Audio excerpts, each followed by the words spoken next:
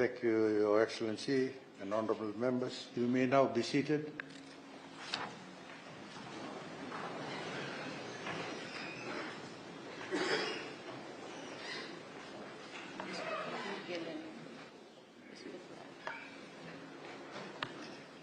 Honorable members, we are indeed honored and privileged today to welcome Her Excellency, the President of the Republic of India, Srimati Droupadi Murmu, to the Parliament of Fiji. Welcome, Your Excellency. And on behalf of the honorable members, I welcome you to the Fijian Parliament and also to Fiji for that matter. We look forward to your address to us this morning and anticipate renewed and stronger relations between our two governments and parliaments. I hope that you will fully enjoy your short visit to Fiji, Madam. And honorable members, I now invite Her Excellency the President of India, Srimati Droupadi Murmu, to deliver her address.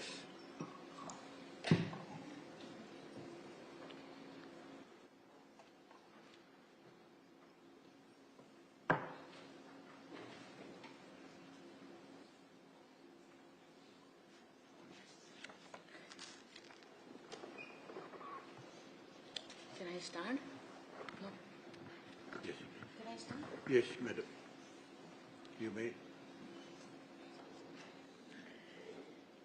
Honorable Speaker, Lalom Walahu, Honorable Prime Minister Rambuka, Honorable Leader of Opposition Inia Serui Ratu, Honorable Members, Members of Parliament, Honorable Ministers, my dear friends. Namaskar, Nisambula. It is my great honor to meet you all, the elected representatives of Fiji, in this temple of democracy. I bring to you the greetings of 1.4 billion of your brothers and sisters in the largest democracy of the world, India. I thank the Honorable Speaker for giving me this opportunity. This is a reflection of the close relations between our two countries. I am deeply honored by conferment of the compassion of the Order of Fiji this morning by President of India. This honor is a reflection of the deep ties of friendship between our two countries. I also take this opportunity to thank His Excellency President Katoniwere, on whose kind invitation I arrived yesterday on my first visit to Fiji. I also have, along with me, our Minister of State, Sri George Kurian, as well as two parliamentarians from our Lok Sabha, Sri Soumitra Khan and Sri Jugal Kisar. I would like to express my deep appreciation for the strong democratic ethos in Fiji. Each one of you has a very solemn responsibility for serving the people of this beautiful country. Despite the vast difference in our size, both our countries have much in common, including our vibrant democracies. Almost 10 years ago, speaking in this same hall, Prime Minister of India, Sri Narendra Modi, had underlined some basic values that unite India and Fiji. These include our democracy, the diversity of our societies, our creed that all human beings are equal, and our commitment to the liberty, dignity, and rights of every individual. These shared values are eternal and shall continue to guide us ahead. I am glad to note that India has been closely associated with your democratic journey over the last 3 parliamentary elections in Fiji. As a close friend and partner with rich experience of fostering democracy at the grassroots level, India stands ready to partner at all times. Honourable Members of Parliament, in my short time here, I can see that the rest of the world has so much to learn from Fiji.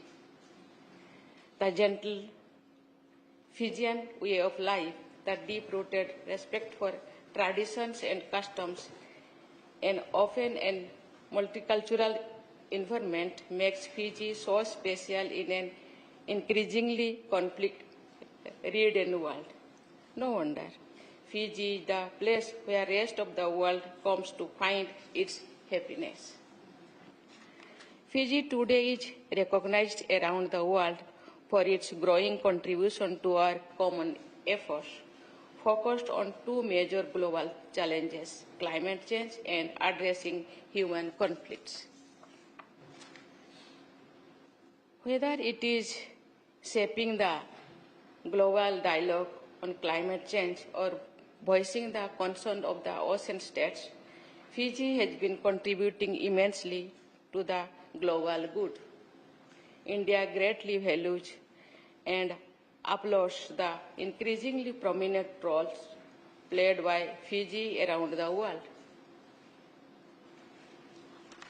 You have also made major contributions to global peacekeeping efforts in some of the most dangerous conflicts arise around the world. We salute Fiji's contribution in making the world a better place to live. In the field of sports, while we may have been recently crowned the T20 World Championship in cricket, I must say India has a lot to learn from Fiji in rugby. We are very happy that one of your legendary players, Vaisale Serebi, is India's new national rugby coach. I do look forward to the day when our 2 teams will play each other. I take this opportunity to also convey our heartiest congratulations to the Fiji men's rugby team for their wonderful silver medal performance in the Paris Olympics. माननीय संसद सदस्यगण, 145 वर्षों से अधिक समय पूर्व नियति ने हमारी दोनों देशों के एक साथ जोड़ा, जो गिरमिटिया श्रमिक पहली बार भारत से फिजी द्वीप के तट पर पहुंचे थे. I think you understand Hindi. यद्यपि उनका यहाँ आरंभिक जीवन खतरे और कठिनाई से भरा रहा, ये जानकर खुशी होती है कि कैसे गिरमिटिया और उनके वंशजों को इस देश ने अपनाया है. बदले में उन्होंने अपनी कड़ी मेहनत और परिश्रम से अपनी नई मातृभूमि के निर्माण में व्यापक योगदान दिया है. मैं फिजी सरकार को गिरमिटिया दिवस कार्यक्रमों के दौरान राष्ट्र निर्माण के प्रयास के लिए गिरमिट वंशज के अपार योगदान को प्रकाश में लाने के लिए धन्यवाद देती हूँ. 1970 के बाद के दशकों में हमारे दोनों देशों ने मिलकर एक आधुनिक और बहुमुखी साझेदारी तैयार करने का प्रयास किया है. मुझे ये जानकर प्रसन्नता हो रही है कि आज हमारी सहभागिता राष्ट्र निर्माण के सभी प्रमुख क्षेत्रों में, चाहे वो शुगर केन हो या space. Speaking of space, I would like to particularly thank the Fijian government for its assistance to our Aditya L1 mission to place the first space-based solar observatory last year. Your support in hosting the temporary telemetry, tracking and command center in Soba for the historic mission is greatly appreciated. our cooperation in agriculture, capacity building, climate change, clean energy, digital partnership, education, healthcare, manufacturing, research, renewable energy, and the SME sector continues to grow from strength to strength. Despite the physical distance between us, we have always had a close bond. No wonder, in times of need, we have been among the first to respond. I am glad to note that the COVID-19 vaccines provided by India in 2021 under the Vaccine Moitra initiative played a key role in Fiji's successful national vaccination program. As we celebrate the 75 years of India's diplomatic presence in Fiji, I am pleased to see the strong growth in our high-level engagements, development projects, and our people-centric activities. I am told that in the last 18 months alone, 15 ministerial-level visits have taken place on both the sides. The historic meeting of both our Prime Ministers in May 2023 during the FIPIC 3 summit has given new energy and direction to our bilateral ties. I am confident that the newly announced projects, including the super specialty cardiology hospital to be established in Suba, would help to meet the priority needs of the people of Fiji and the wider Pacific region. Our joint hosting of the highly successful 12th World Hindi Conference last year in Nandi and the high-level participation in the Gurmit Day national celebrations have helped further strengthen the strong bond between our two nations. Honorable members of Parliament, we are also conscious of the many serious challenges common to us, the foremost one being the fight against climate change and the rise in sea level, which is a threat to many ocean states. As a large developing country, frequently exposed to the uncertainties of nature, India also knows very well the deep impact of climate change. That is why we are committed to doing our best as a responsible member of the world. Under our G20 presidency last year, we have high priority to the two topics of sustainable development and climate change. We made One Earth, One Family, One Future the theme of our G20 presidency. India has considerably reduced its emission intensity and has also achieved 40% of installed electric capacity through non-fossil fuel sources.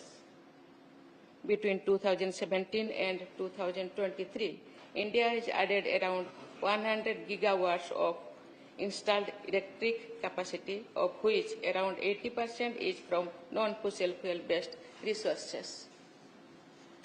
In addition to these domestic steps, India has also taken the lead on a number of international platforms for climate action. We sincerely appreciate Fiji for its enthusiastic support to many of these initiatives, including International Solar Alliance, Coalition for Disaster Resilient Infrastructure, and Infrastructure for Resilient Island States. We hope Fiji will soon formally join the Global Biofuel Alliance as well.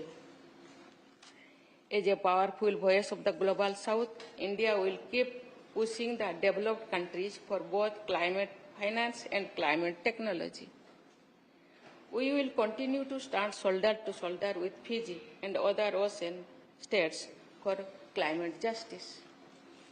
Honourable members of Parliament, As India emerges strongly on the global stage, we stand ready to partner with Fiji according to your priorities to build a stronger, resilient and more prosperous nation. Let us come together to unlock the full potential in our partnership for the mutual benefit of people of both our beloved countries. Thank you. धन्यवाद. बिना कोआ कालेवु.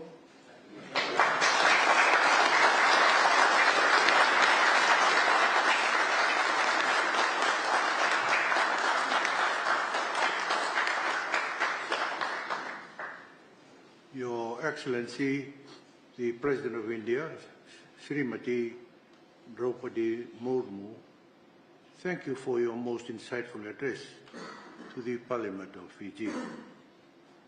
Your visit today has indeed reminded us of the history that binds us, and as well as our common goal to prosper our nations through respecting the democratic process.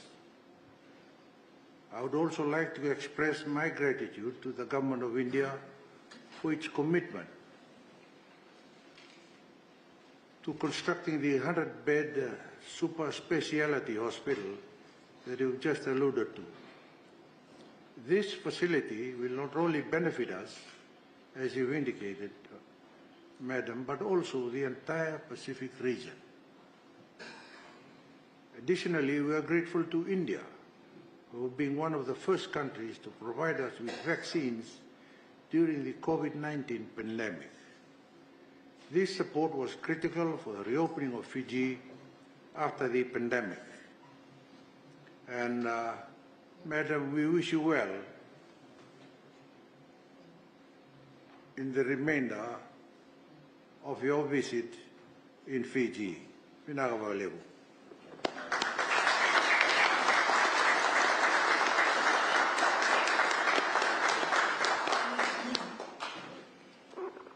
Honourable members, we will now suspend proceedings for an official family photo with Her Excellency, the President of India, at the parliamentary entrance.